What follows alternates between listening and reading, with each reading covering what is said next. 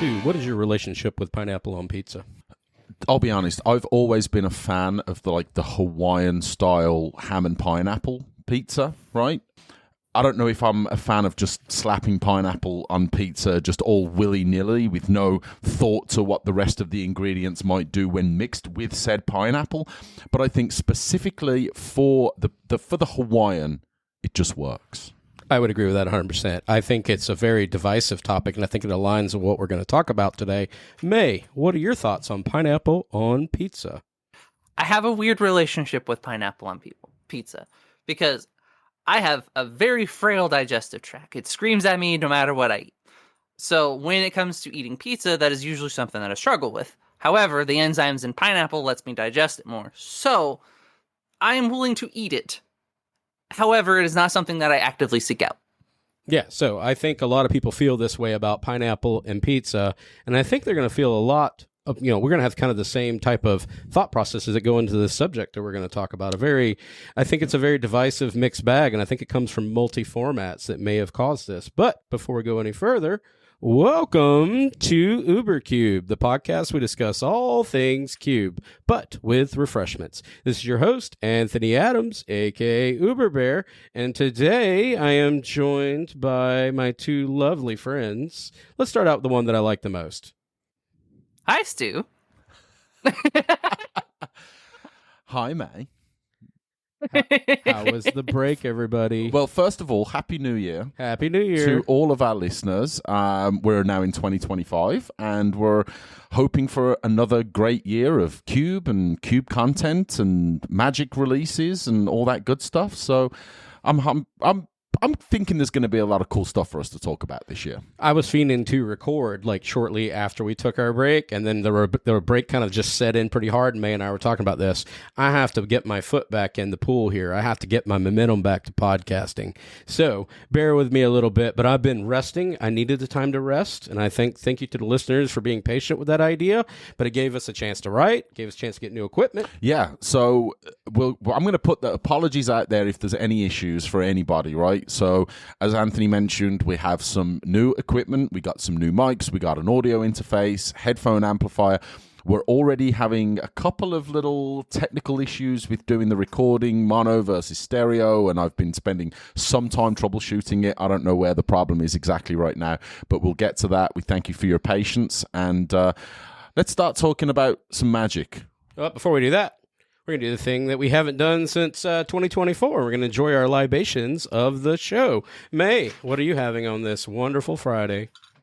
So, it's cold. We finally got our snow, which is weird for Iowa. But I decided to make myself some hot cocoa. However, I also added creme de menthe, creme de cocoa, and a shot of rye. Ooh, that sounds delicious. I love me some creme de menthe as well. It's a great cocktail. And I'm going to open up a Hopium IPA. And Stu, what are you having today? I got myself a giant 12-pack of... A giant 12-pack of Noda Brewing Company. This is Lil Slurp, and it's their Juicy IPA, and this is another one of my staples. So... here's what we're going to talk about today as he tears open this massive 12-pack in the background. We put out an all call to our listeners for a mailbag episode. And we got several responses. And here we're cracking.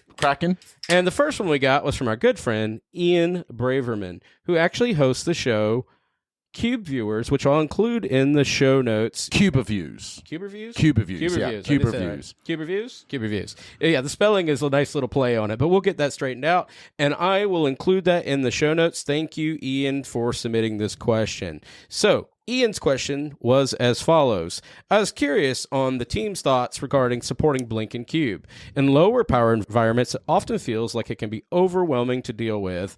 A Mole Drifter on its own, being a 2-for-1, is pretty powerful in like Pop or Cube, etc. But getting extra value out of blinking, it can be extremely strong. However, in a higher power cube, Blink can be found to be not very strong, especially when it comes to having enough blink targets that can efficiently interact with my opponents. What do you think about the essentials for supporting blink in different power levels? Thanks, and thank you to Ian. And check out that cool podcast. Question. Very it's cool. A cool question. I thought it was a neat one here. So let's kind of start out with this one. We did the whole pizza pineapple question. It'll be very top level generic. May, what are your thoughts on Blink as an archetype? How do you feel about it? So, Blink is a weird relationship in the context of limited because it kind of skirts the line between being parasitic because you require a certain amount of like engine pieces before it becomes like a real deck. However, it also can use like various toolbox cards that are generically playable and end up in other archetypes anyways. So in that way, it's kind of more adaptable, and its weird relationship with limited comes from essentially how good is your actual package along with how good are your actual creatures, and trying to balance what your payoff creatures and what are your actual flickering, blinking effects. It can be a difficult obstacle both for the drafter and for the curator. How about yourself, Stu? I think that sums it up very nicely, and I kind of have a similar view that you mentioned when it comes to that parasitic nature that Blink and other archetypes like it can tend to have, right? Because vanilla creatures are kind of boring, right? No one wants to just play a Colonian Tusker anymore, which, you know, much to my own personal chagrin. People want flashy creatures. Players enjoy, you know, big plays and making impactful plays. And the power level of creatures in general over the last few years has obviously gone through the roof. That's been talked about a lot of the times. And not every one of them is like an ETB ability, but there's a lot of creatures with very powerful ETB abilities. So again, you generally find that you've got these situations where you want to include plays that make that Blink strategy worthwhile, but also not just include a bunch of generically good creatures with good ETB effects tacked onto them, because they're just going to be appealing to any player that's potentially playing in that color, especially if it's just an obvious advantage like drawing cards or maybe bouncing something of your opponents or countering a spell unless they pay one extra or something along those lines. So I feel like it's a very, very delicate archetype to balance within a cube where, again, with that parasitic nature of anything that can kind of classify in that good stuff kind of category where it just has a very, very powerful or even a moderately powerful effect as it ETBs, with the ability to potentially be able to recur that ability over and over again with a card that's either, you know, able to just do it repeatedly every turn or even, you know, like an ephemerate kind of effect along those lines. So I enjoy playing it. I actually think it's a fun and quite taxing strategically archetype to play, but I definitely do see it being a difficult to balance archetype within the greater, you know, scope of a cube. Yeah, if we just talk like right now, we just go straight, let's do Pauper, Peasant, and let's do Vintage, let's do highest tier, right? And the question was, can it fit across all those spectrums? The answer is yes. But when I look at this, I look at Blink as kind of on a slide rule, right? And one of the things I look at on that slide rule, and let's put the bottom to the farthest left of that slide rule, I'm going to say oppressive. And then to the very top of that slide rule, I'm going to say fun. So if we're moving Blink on that slide rule, the question that you ask as a curator, and your players will immediately provide this feedback, where do you land on the oppressive versus fun factor on that scale? Because Blink has a definite way of going about doing this. And I think that's where that pineapple and pizza type of analogy came from. The other one that I ask myself oftentimes, is it technical or not? I'm going to put that on the same slide rule. I'm going to invert that. Is it not technical or is it technical? And that people can argue about that, because some of this can go from you're being very strategic in your placement of your ETB creatures to get the most value out of it, and timing and all the things you're doing stack. But on the other hand, sometimes what the ETBs are doing can carry you to the win. So is it truly technical? And that's what makes Blink so interesting. You don't know where you're landing. Is your opponent having fun, or is it just fun for you because you're locking them down, soft locking them, being oppressive? Or are you actually being a good pilot and technically challenged by running this deck? Or is the deck actually driving itself because this is how it plays? This is where it gets really unique. And this is why placing this, I think Blink is a very delicate, that was your word you chose, it's delicate archetype to support. It needs to be done, I guess, in a way that makes sense for the environment, going back to the environmental context, because it can either overtake games, it can either be overperforming or underperforming, and it really doesn't do a great job of finding a medium. Yeah, and I think, you know, that almost seems like an easy way to just kind of brush it off, right? Well, it could be anywhere on this spectrum of, you know, being incredibly oppressive or being incredibly underpowered if the engines aren't quite there or if the payoffs aren't quite there either. But I think going back to how difficult the deck can be to pilot and how difficult a strategy it is, I think that's where it becomes so difficult to balance within the cube, right? Because you don't want to have this very, very easy to assemble with maybe one engine and one or two payoffs, especially if there's multiple options within the whole cube to be able to get an engine like that going, where you are making it too oppressive and you are taxing your opponents every turn and you are drawing cards every turn. On the other hand, those creatures are typically, they're not super powerful, they're not super tough.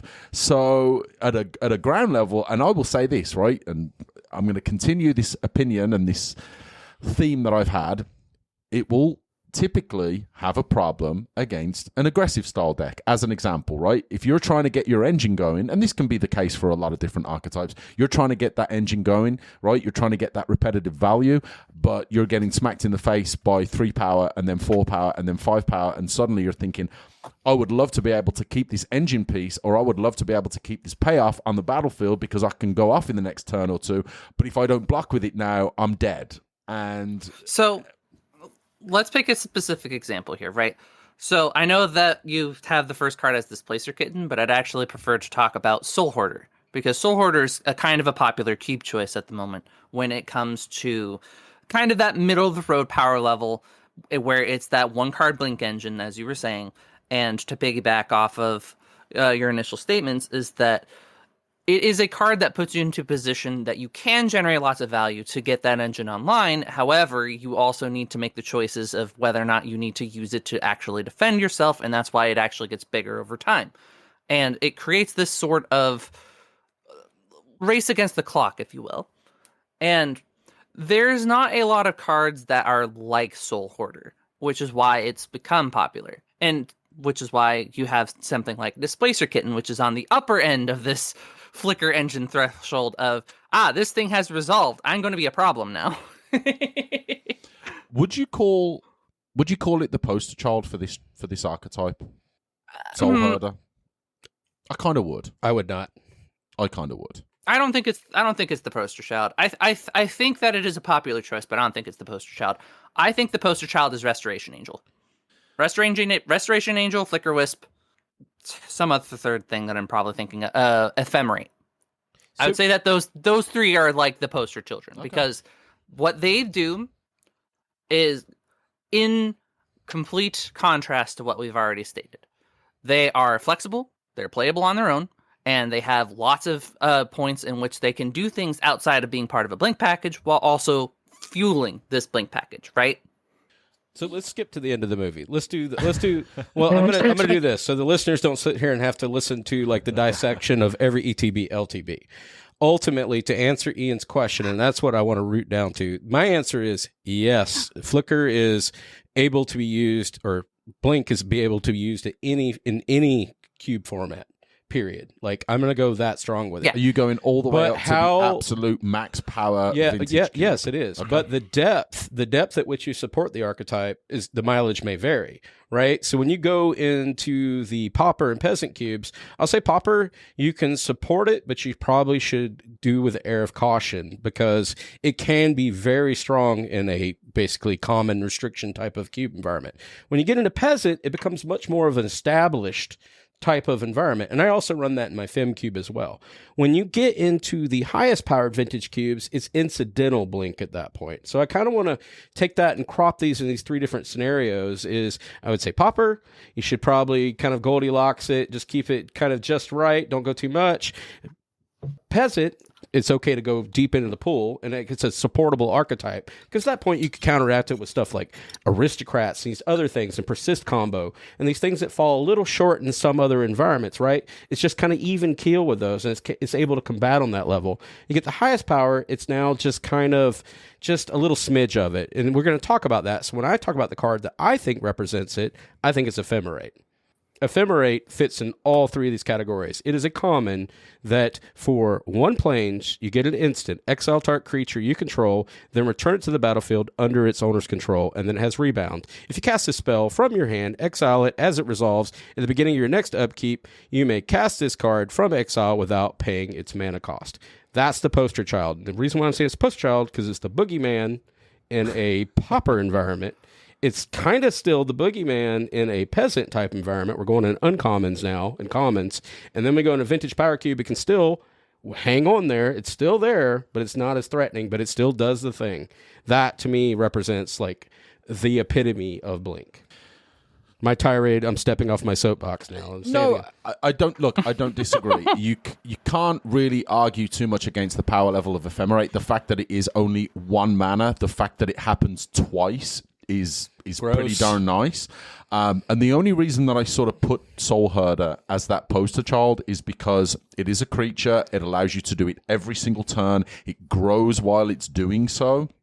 So to me, that is just giving it a little bit of a push to that, right? I'm not going to build a Blink deck just because I have Ephemerate. I am going to build a Blink deck if I have Soul Herder. I agree with that 100%. You know, I agree with that. Let's talk about like the stigma. So a lot of people, you know, the most popular format, which should be Cube, happens to be Commander, right? And then times are changing, but here we are. I know we can all boo, but times are changing and people are catching on the Cube. But Blink or Flicker has a real stigma attached to it, like in Commander games. It's the grindiest. I've built a Commander deck that was Blink. It's absolutely it's hard miserable. to interact with. It's absolutely miserable. I don't even know. It's not even fun to play. Like, back to the original statement he made, well, you kind of got these 2/2s going in deep, right? Like, you're value engineering, you're mole drifters, you're flickering all this stuff, you're drawing all these cards, you're mana warring out people, you're doing all the things, but you're actually not winning either. You're just oppressing the board. That's kind of where the stigma gets attached to Blink, and it can be very miserable, but it's also like really difficult to pilot in a multiplayer scale because you have to fend off 3 other players. Yeah. 1v1, it's even more focused on its oppression level. So that's kind of where my balancing kind of communication comes from, I guess. So I'm going to assume that Brago, King Eternal, was your commander. Yeah, that is the one that's this. gross. So this is 2 colorless, white-blue for a legendary creature, Spirit Noble, and you know how much I love my spirits. Flying 2/4, whenever Brago deals combat damage to a player, exile any number of target non-land permanents you control, then return those cards to the battlefield under their owner's control. I haven't seen this card talked as much as talked about as much as I used to. When I was first getting into Commander, probably 5-6 years ago, I definitely remember that this was something that it almost felt like it was like a tier part 1 of so many discussions, right? Definitely, I don't know enough about competitive EDH. No, it was never competitive. It was just tier 1 on EDH rec at one point. Exactly, like one of those just miserable to play against casual commanders, right? Air quotes casual. Air quotes casual, right? Decent power level, definitely, at least I would assume not at that CEDH level, but I can imagine. So it's interesting that you mentioned that you say that it was an oppressive deck. It made me feel like a smart player. This deck was lying to me. If I go back in time, and I am, at the time when I'm playing this, I'm an okay Magic player. I think I'm better now than I was then because of Cube. But when I'm playing this and piloting this in Commander, and this is no shade towards anybody, this is Anthony speaking upon himself here.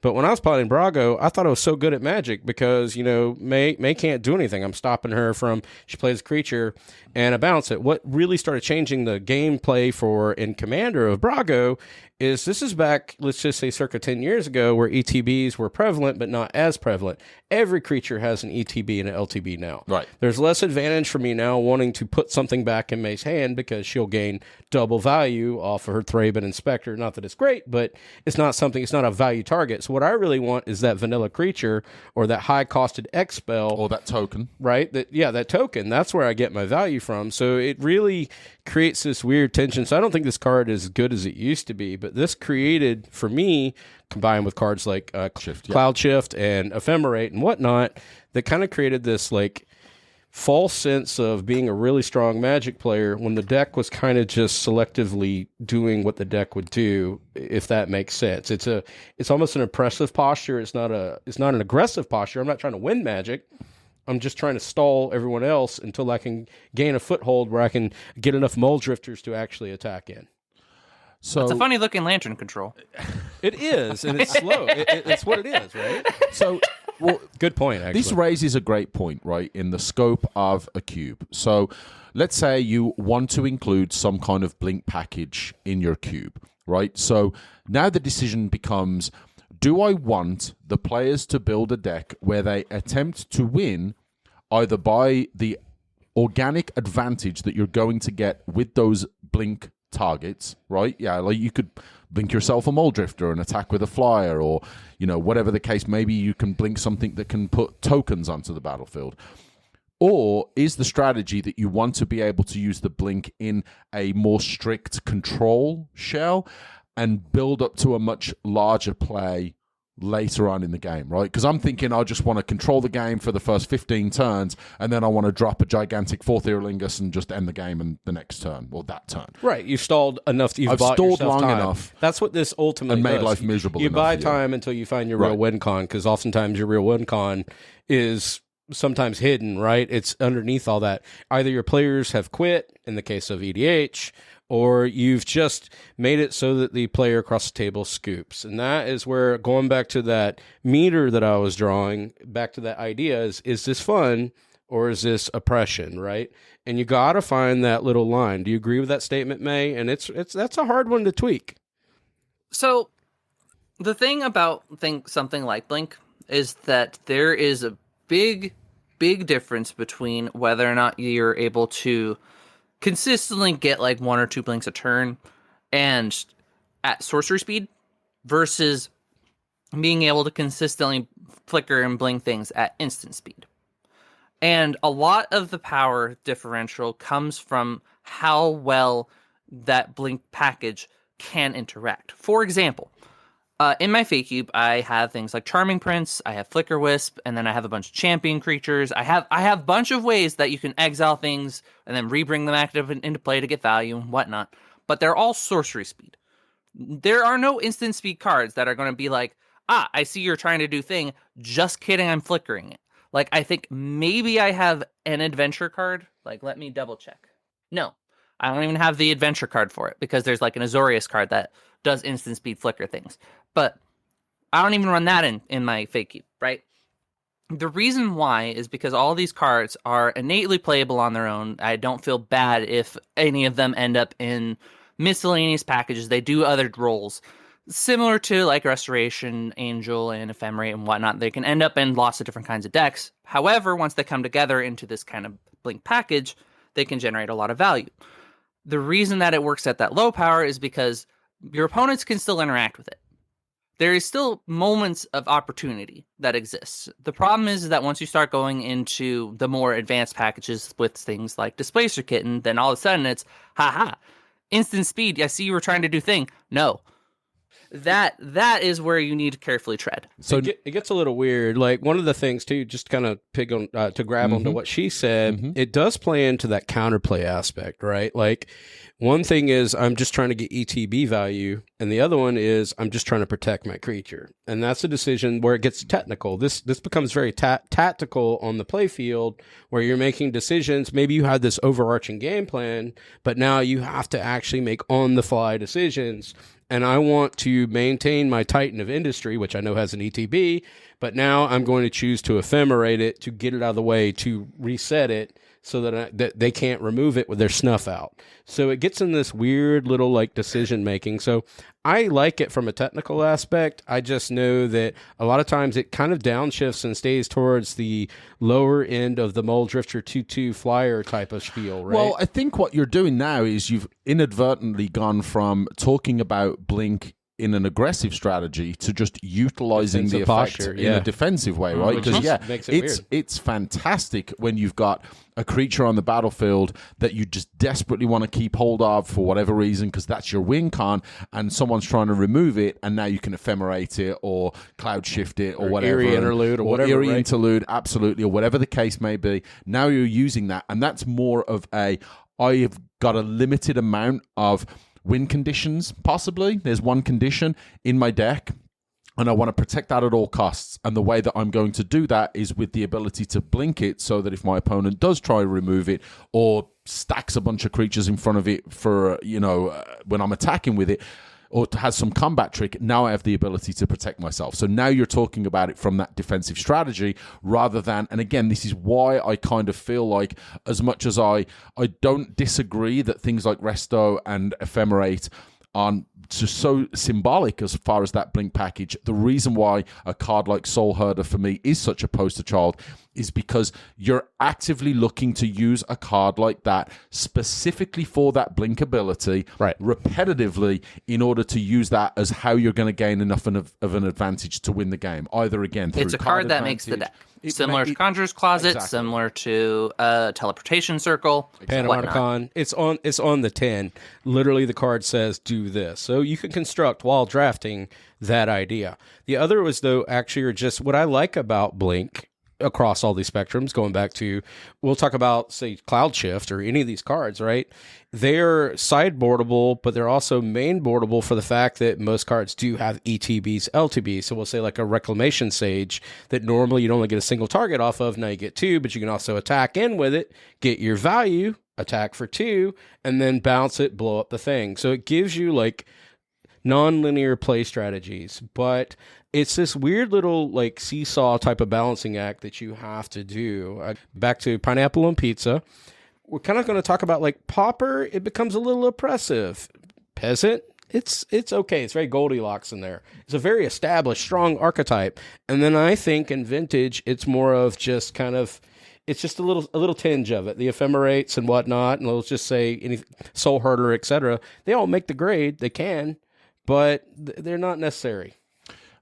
I agree. Well, let's go back to that discussion about power level. There's no Soul Herder in the Vintage Cube, or at least not in any Vintage Cube that I can remember seeing. I've ran it before. It was there for a while. It was, but when was the last time you had Soul Herder in your Vintage Cube? I don't think it's in Sandwich's I run it in my Horror Cube. But that's not a Vintage Cube. It feels it. It feels it. It's strong. It's strong. It's strong. It's got strong. werewolves. It's got werewolves. They're pretty strong. They're pretty strong. I don't think werewolves are quite at Vintage power level, right? So just by virtue of the eyebrows have been raised. just by virtue of the fact that you can absolutely make an argument for Ephemerate either as a defensive ability or the fact that there's a lot of creatures that have that strong enough ETB to make it worthwhile including a card that is only 1 mana to either work as an offensive ability or work as a defensive ability, but doesn't have the inclusion of Soul Herder, means that maybe at that upper power level, that Blink strategy only works as a defensive ability. And I'm not making this as a statement. This is a question I'm going to put out to you. Is that the case, that maybe at that upper power level, that is the case? It's defensive rather than just viable as a primary strategy. I will follow up that question with an additional question. At what point, how many cards does it take to turn a niche interaction into a package? 7. 10%, like, how many cards 10%. do you have to draft before your one-off restoration, flicker wisp, whatever, becomes a flicker? Becomes 7. That blink deck. It's 7. Right? It's scientifically proven. It's 7. It's 42 then if we're doing science. But so, knowing that it is 7, right? As a cube curator, right? You need to have the likelihood high enough that drafters can draft up to 7. Which means you have to have more than 7, just be clear. But you have to have enough to make it so that way people can have access to that. But the problem with what we said earlier, and it's kind of a correction, if you will, it's not necessarily that all of these cards are directly parasitic. It's just you are required to force yourself into that lane if you're wanting to get the maximum payoff out of it, and that can be a great way to build that deck and pick that lane. Making sure that you can reward that in a way that isn't oppressive is part of the challenge of being the curator. I'm a directly challenge the word oppressive. I think it's almost borderline impossible for Blink to be oppressive nowadays. With the just attributes attached to creatures when they enter the battlefield and they leave the battlefield, the quantity is just, the magnitude is so high that it's almost difficult not to get value off of something like Ephemerate. I'm using that a little too much, but you have to try really hard not to get a card now in a well-curated cube, I guess, because vanilla creatures aren't as prevalent unless that's your intent. That they enter the battlefield, they do a thing. And Wizards has been printing so many cards with ETBs that even if it's not the ideal thing that you want to happen, you're still going to get value add. I mean, whether it's just 2 damage or whatever, right? I mean, that's where the struggle bus kind of comes on with this archetype is it's not hard to support Blink. I'm talking about rather what what medium where it's actually a fully supported archetype, back to that magic number of 7 you said, and you get all these cards. Where's this blend come in your deck? How many do you have to have? Like, how many of the cloud shifts and the ephemerates and the ghostly flickers and all these cards counterbalance with the ETBs in order to win the game? Where do you strike that balance as both a drafter and a player? Absolutely. And that is a challenge. It doesn't matter if it's Blink or any other strategy where you need both the engine pieces and the payoffs in order to really put together a functioning deck that can win games of Magic, right? So I have built decks where Soul Herder has been, I don't want to say the only piece, but definitely if I don't have Soul Herder out, the power level of my deck is pretty down there, right? But if I've got Soul Herder out, the power level skyrockets.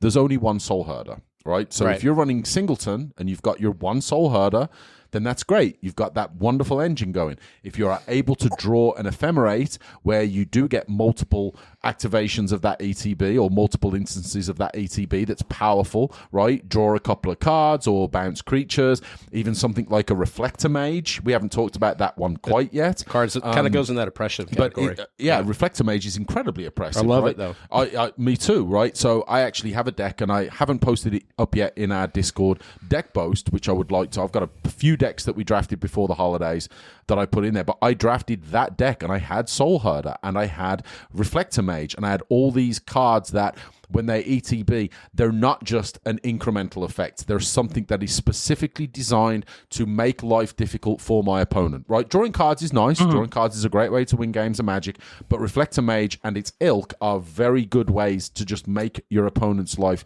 miserable, right? When you're clearing the battlefield, even those little 1/2s and 2/2s and 2/3s, and if they're getting through for combat damage, now you're putting together a deck that can be aggressive as well as having that, again, what I feel to be a little more of a defensive strategy. But without that, right, if you're just relying on the instant speeds or you're, just relying on single-use effects, it can make life a lot more difficult. Now, let's look at one. I'm going to bring this card. I'm going to read this card. Failure. Exuberant Shepherd. So this is one we've got in the show notes. Well, time out. This is Andy Mangold's little loaf of bread. It is a loaf. It is a loaf. Okay. So Failure has been making big waves in the Vintage Cube. So it's 1 and a white, legendary creature, dog. It has flash and a 2/2. Whenever Failure attacks, exile up to one other target non-land permanent. At the beginning of the next end step, return that card to the battlefield under its owner's control. If it enters under your control, put a +1/+1 counter on Failure. So now we're getting away from Soul Herder. It just happens at your end step. Now you have to attack with Failure. So now you're incentivized to be aggressive with your Blink strategy because you have to attack with Failure. And it's not just I can sit my Soul Herder on the battlefield and do nothing with it and blink my creatures. So you've taken a strategy that you can put absolutely, Soul Herder and Failure can exist in the same deck. But even just thinking about those two cards, look at how difficult and different of a strategic mind you've got to have when you're building a deck, if you're trying to build a Blink deck with those two creatures, because now the control aspect, in my opinion, becomes a little bit more powerful with Failure, right? You want to keep the board clear so that Failure can attack. You want to make sure that you've got, removal, or you want to make sure that you're limiting the size of your opponent's creatures because you have that incentive. Because you want to attack, right? You want Failure to be able to get through. And it only has to attack, so it doesn't even have to survive, or it doesn't even have to do combat damage. Again, this is where I think that complexity and the how difficult it can be, not just to play a deck like that, but even to build the archetype into a cube, because you've got to make sure that if you want to support Failure as a Blink engine, now you've got to make sure that white, which typically it does, it's not super difficult to say I'm going to put Path of Exile or Swords to Plowshares or something in your cube, but don't just put Swords to Plowshares in any cube. But I will also just mention that having creatures that also act as interaction and removal with Blink packages can act as double work. Is that they're cards that you would normally want to play anyways just because they interact, but they suddenly get more so once you introduce the package, which, can be a great thing. And the fact that it can encourage that level of thinking when you're drafting is a good thing. Like, none of what we've been saying is trying to demonize Blink and Flicker packages. However, I'm just trying to point out the things that are important to keep in mind when establishing for your cube. So. Yeah, I think the reality still kind of holds here. So Philia is very like a tempo aggressive type creature, right? And it's not static. It's not sitting back. Go up a little screen here. I want to talk about something else. So there was a card here that I considered for my Fem Cube for a few minutes, and I realized how oppressive it was. And it was Thassa the Deep Dwelling. And it's a legendary enchantment god for 1 blue and 3 colors. You get a 6/5. Indestructible. As long as your devotion to blue is less than 5, Thassa isn't a creature. At the beginning of your end step, exile up to 1 target creature you control, then return that creature to the battlefield under your control. And then you could pay 3 colorless and 1 blue, tap another target creature. The oppression actually came from this one because I do support a Blink package. Thank you to Chris for telling me to do it because I'm very in tandem. I'm very kind of lockstep with the idea of peasant curation in the Fem Cube, if you will, right? Where I can kind of fully support this. But this is the one card that overstepped that. And it wasn't the sit back and control, even though that was definitely a factor. It was the indestructibility and then the additional effects. So a lot of it's 1, 2, 3 steps here. This card had a lot on it. Couldn't really interact with it. Kind of just got that, kind of you talked about before, it kind of got the soul herder type effect attached to it. Didn't have to work for it. And that became problematic. So whenever you're looking at your cube, you have to kind of decide Blink is a package, whether or not it's on attack tempo style, or is it kind of the aftermath, if you will, right? Sit back, relax, blink, bounce Man of War, send their thing back. These are different tempos, I guess, different speeds of the game, and you have to decide whether or not that fits your packages or not. Agreed? Yes, 100%. And that comes down to, I really do think that if you want it to be defensive, you can be. If you want it to be offensive, you can be. But the implications that will have, not just of the choices that you make to include creatures for that package, but also for the rest of the cube, become much more important. So let's kind of talk about the payoffs, I guess you will, right? We've kind of got the Blink as a package. Most people understand the idea. We're talking about Cloud Shift, and we're talking about Ephemerate, and we're talking about Eerie Interlude, and all these. There's so many. You can just scryfall the heck out of these. But what are kind of what do you do whenever you blink things? So one of the main things that people like to do is card advantage. Card advantage never wins games, right, Stu? I don't think I've ever won a game by So drawing back to cards. Ian's question, bouncing a Mole Drifter, for example, and drawing 2 cards can be problematic. And it does have Evoke. You can actually respond to the Evoke trigger, toss that Ephemerate. That happened with Grief. That happened with Fury. We know this can happen, right? That's where it kind of blends over in all these different facets of Cube. And then we got cards that are... I think this one, May, tell me what you think about this next one. I think this is the one that kind of sets people off a little bit more. Cloud Blazer. The fact that it gains 2 life over Mole Drifter is pretty big. I think that Mole Drifter tends to be a little bit more forefront just because the Evoke, and it feels really, really nice when you can Evoke and then Flicker. But Cloud Blazer also plays that double role of, I took some damage early on. Just kidding. I'm just going to grab that back real quick. And the more times that I can Flicker it, the more times that you can actually stave off that aggression that we mentioned earlier as being your main obstacle with Blink packages. I love Cloud Blazer so much, and you are not wrong that 2 life is so massive when you're trying to put together any kind of archetype where you have an engine piece and the payoff pieces, and you're not being super aggressive. You're just trying to develop a board state that can have that incremental advantage moving forward. Those 2 life, I have got to a point in games where I've just constantly blinked Cloud Blazer, and we're not talking, you don't have to do it 50 times, do it 2 or 3 times, and that 4 life gain, that 6 life gain against that aggressive strategy, that suddenly you've been able to overcome that and just put yourself in a position where, heck, even if you get rid of it now, I've just got enough card advantage and gained just enough life to be able to put myself out of reach, and I love that card. So the next one, that's the draw package, right? That's kind of the basic idea. The next one, though, is could kind of get into the oppression idea. And we got our classic Man of War, right? Everybody loves a good Man of War whenever it's a jellyfish, right? So for 2 colorless and 1 blue, you get a 2/2. Nothing special about that. Going back to my original hard to attack in strategy. But when Man of War enters the battlefield, return target creature to its owner's hand. Keeps the battlefield clear. So when you do these ephemerates and you do these cloud shifts, etc., it becomes problematic.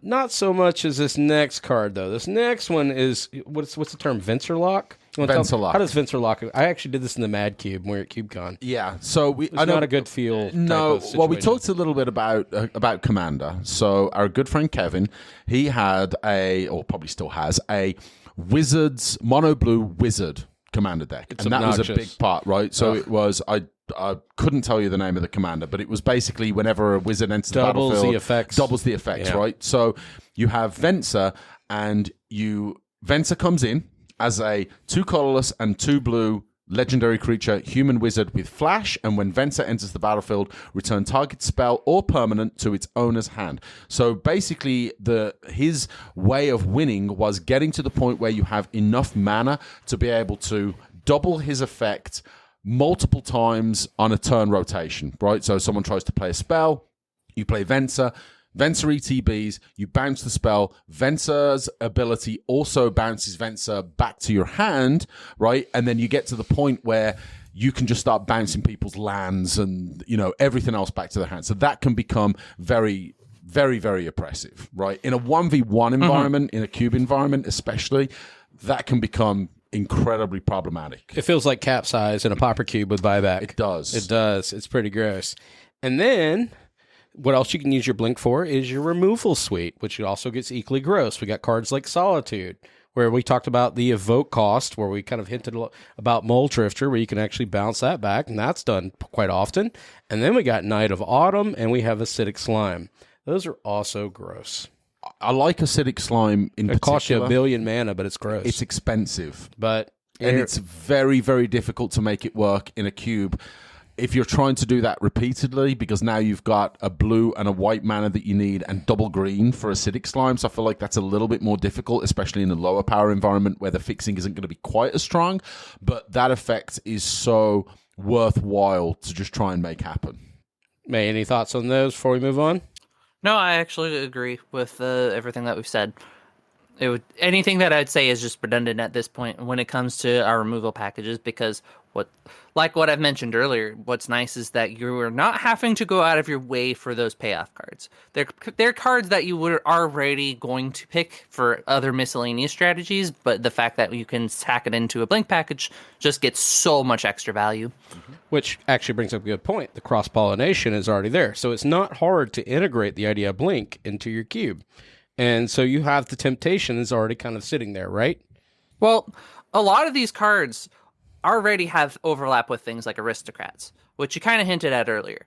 And what's neat about that is that it makes it so that way when you're interacting at the same kind of level as something like aristocrats, it also makes us that way those tools are being competed with in the actual drafting phase.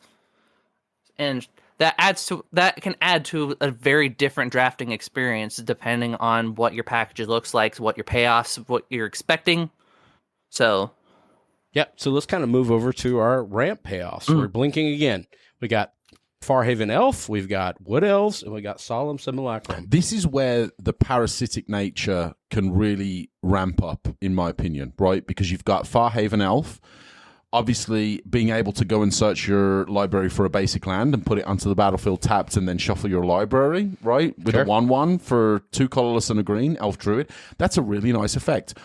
It's a very nice effect for anyone playing green. It's a very nice effect for anyone who would like that little bit of extra fixing. The same with Wood Elves. Although you do need to get a forest card, it's not a basic forest. So that's 2 and a green to go and get a forest also for a 1/1. So you can go get your breeding pool or whatever. And then Solemn Simulacrum. Solemn is a artifact. So that literally goes in any deck as well. Everything, Every yep. deck, Yep, right? yep.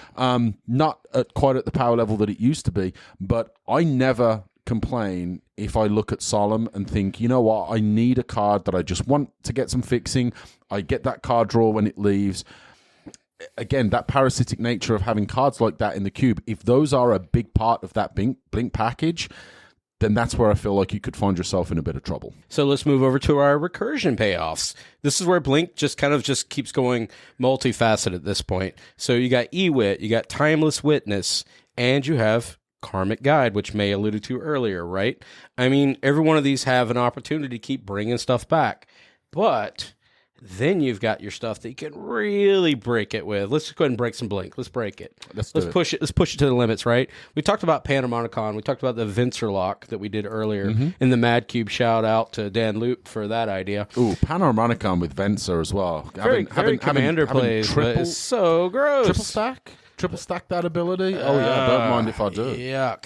But when we get some more payoff, let's do some Guardian projects so we can just draw cards every time a non-token creature enters the battlefield. Pretty gross. Yeah. So you can actually go nuts with this stuff. But let's kind of get into where Blink starts getting a little oppressive. May, would you mind taking on this Elish Norn? And I won't run her in my FemCube for reasons. Mama Elish Norn. Coward. She was bad. Now she's real bad. So...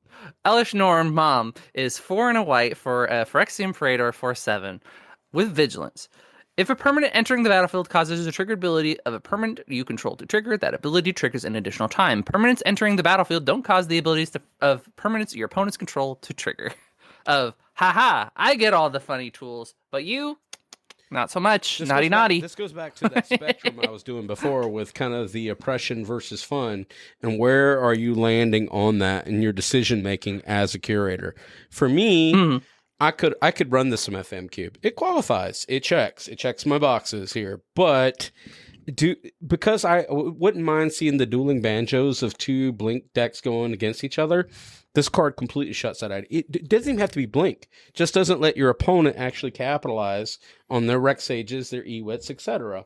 So I'm not incentivized to run a card like this. You could have that card, right, and remove any one of those second two abilities, and it would still be pretty bonkers depending on the environment, right? The fact that you're getting a 4/7 with Vigilance for only 5 mana, that's pretty nice, right? But you pick either of those. Either you get the extra trigger or your opponent doesn't get the trigger. Like, either of those abilities are pretty bonkers, right? So yes, obviously against another Blink deck, or even again going all the way back to what we talked about earlier with the prevalence of these ETB abilities on so many creatures nowadays, and it's not even creatures, it's permanents with Elish Norn, right? That makes it even more disgraceful. Makes everything everything. Vanilla. Yeah. So now you've just got all the very, very strong. And so we now want to counterbalance. So say we've taken this all the way to the edge, right? Like we've put this entire package in here, and we want to break it because that's a tendency that curators have, is like, I got to make counter plays to all my stuff. So let's shove in all or we're being the worst case scenario here, by the way, people, and we're gonna shove everything in here. We're gonna break the Blink. So we're gonna put in Torpor Orb. So.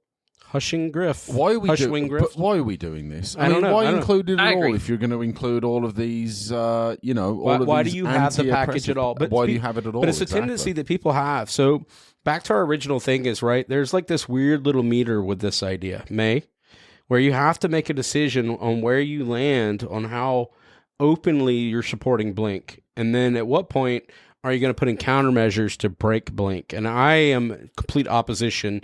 I think if an archetype is so strong, why do you have it anyways? That's my opinion on the matter. I don't try to break them. So the thing with Torpor Orb, Hushwing, Hushbringer, etc., is that they don't only hurt the Blink package, right? There is a world in which you can say, this is a specific countermeasure against all these decks, but I will also say, okay, great. So you're trying to encourage Staxy styles of decks in this environment. What does that provide for your players? What is that doing? So when it comes to interacting with Blink, I think the thing that is more important than just saying no is running them over better. Making sure that aggro decks have the tools to run them over. Make sure that control decks have the tools to deny them that extra value without them getting, extra value. Making sure that whatever mid-range is going to be mid-ranging usually wants those cards too, so that way they're at least competing with those resources, right? There are lots of different axes that you can do to address a power scaling issue. And while I do think that it is an extremely common thing that a lot of curators do I have to introduce counterplay, right? It's also an extremely common thing where players will feel punished for doing the thing. I'm not a fan of them. I'm not going to lie. And I think you and I have talked about this. We've all talked about this on the podcast. And I think that the sentence that you said just a second ago really does sum it up. If you want that counterplay, have the counterplay exist in ways where other archetypes can either just do their thing or through counter magic or whatever the case may be in order to de-oppressify, if I want to feel organic, so that feel more you're organic not, rather than just I need to hate. Because if you need to hate on an archetype or a strategy that badly, because let's face it, Torpor Orb is really, it's extremely linear, right? It does one thing: creatures entering the battlefield don't cause abilities to trigger. But again, going back to what May mentioned, and I think you summed it up beautifully, it doesn't just impact that deck, right? It's not just the Blink deck that is going to impact. So you're adding a bunch of sideboard cards is my issue. You are adding a bunch of sideboard cards with the explicit purpose of saying, oh, I see you decided to draft that deck. Good thing I saved the silver bullet early in the draft. Yeah. Right? That's and exactly if that's what the I was interaction saying, that you're wanting to encourage, then that's fine, but it's just something to keep in mind. So as our final thoughts here, we're kind of wrapping this one up, but I think Blink actually serves a wide variety of cubes. And I do think very much it's very that pineapple on pizza type of idea. Not everybody's going to like it. Yeah. People are going to have like this preordained notion attached to the idea of Blink. They're going to come into the gameplay and think like, I dislike Blink or I love Blink for different reasons. I think we can kind of blame Commander for that a little bit. But are we blaming Commander or are we blaming Brago? Brago and cards like just that, right? Brago. You are to blame. Look no further. Yeah. But I think there's potential for Blink to be a nice balance. Now, you have to choose. Now, what's interesting about Blink is, going back to the original question from Ian, is in a Pauper Cube environment, it can be challenging. And my good friend Chris does run Blink in his Pauper Cube. You just kind of have to do a smidgen of it, not too much. I think you can go hog wild in a peasant type curation. And I believe in a vintage cube, it kind of goes to like a little spice here, a little toss, right?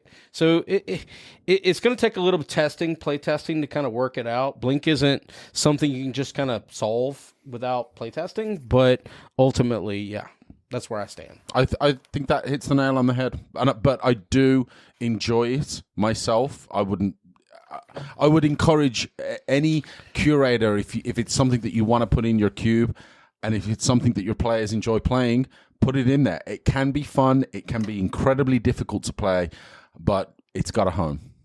All right. So, welcome back, everybody. Here we are. Happy New Year. Happy New Year. Stu, can you take us away to the socials?